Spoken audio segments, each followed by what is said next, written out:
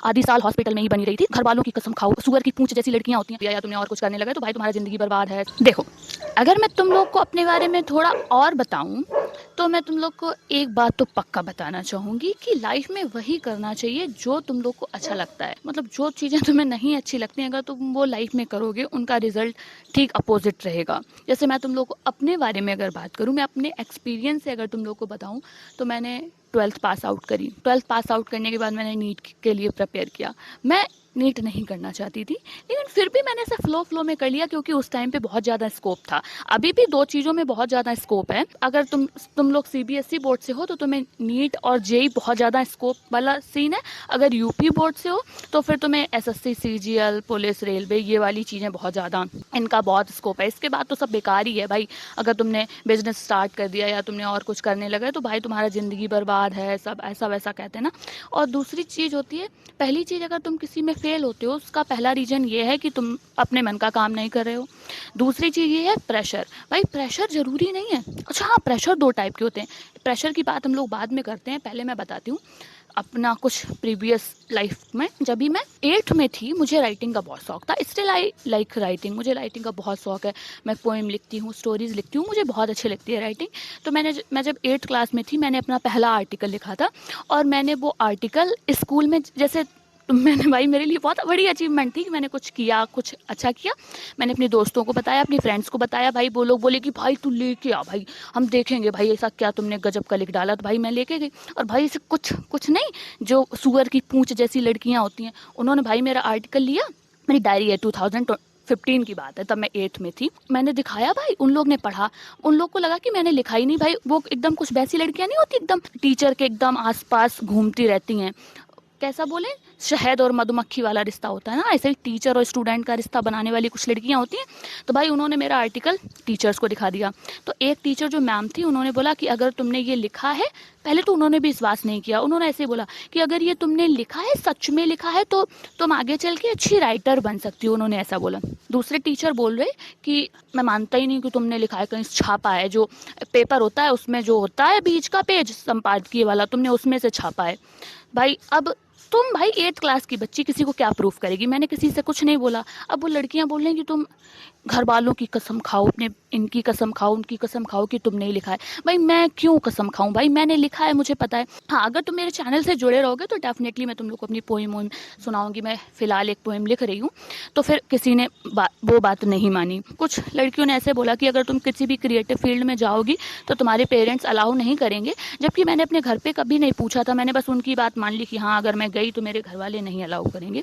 तो फिर मैंने यही सोच के रखा था कि मेरे घर वाले भी किसी काम के लिए मुझे अलाउ नहीं करेंगे क्रिएटिव फील्ड में। तो मैंने भी भाई 12th में, वो 11th में बायोलॉजी चूज़ कर ली, क्योंकि मुझे लगा कि मैथ से ईजी तो बायो है।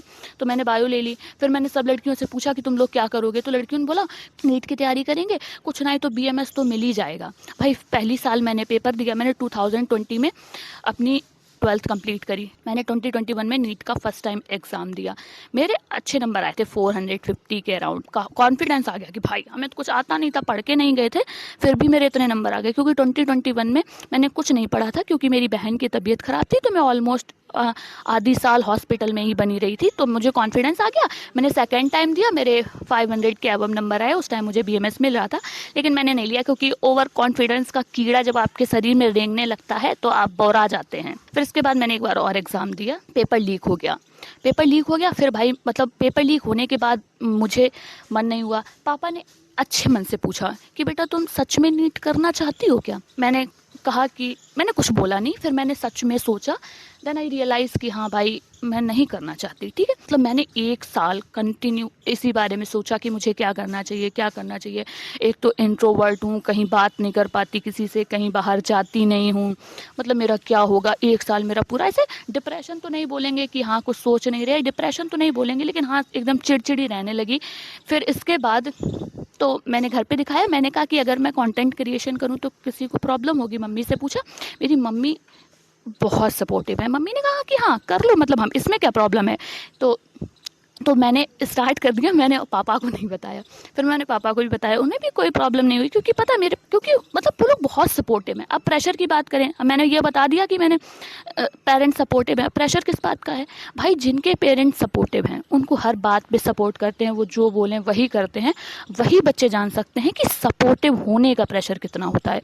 ये जो प्रेशर है भाई, ये वो लेक्चर वाला प्रेशर उससे कई ज़्यादा होता है भाई, अंदर अंदर खाता रहता है ये प्रेशर। तो भाई बहुत प्रेशर था, तो इस बात का प्रेशर और बहुत ज़्यादा था। तो मुझे पता चल गया कि ठीक है, मुझे डॉक्टर वॉक्टर तो नहीं बनना, मैं बस सबको शेयर करना चाहती थी कि भाई तुम लोग को क्या नहीं करना है। अगर तुम कोई काम अपने मन के अगेंस्ट कर रहे हो, किसी के फोर्स में कर रहे हो, किसी के प्रेशर में कर रहे हो, तो आई डोंट थिंक कि तुम 100% सक्सेस होगे। हाँ, हो सकता है कि तुम कुछ लोग सक्सेस हो जाएं या तुम थोड़ा बहुत सक्सेस हो जाओ, लेकिन 100% सक्सेस नहीं हो सकते। This is a reality. हाँ, लेकिन अगर आप अपने स्ट्रगल में खुद खड़ा रहने की ट्राई करते हैं ना, तो I think that is the best thing, कि खुद से कभी हार नहीं मानते हैं, फिर भी खड़े होते हैं, खड़े होते हैं।